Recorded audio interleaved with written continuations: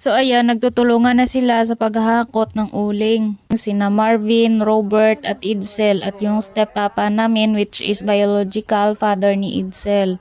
At yung iba pa naming kasamahan sina Papa Naldo at Lester. Habang nagpapahinga sila, tinanong ko muna si Marvin.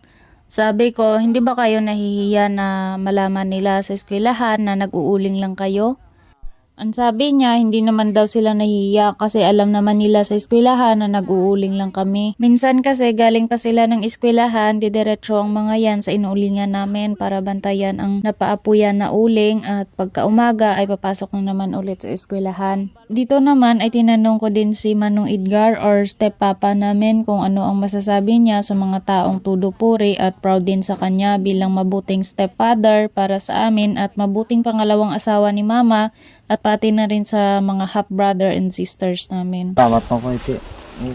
Bis ka na mo ni pigado to pero pligayad la. Kagak mo ni kabuyan tam.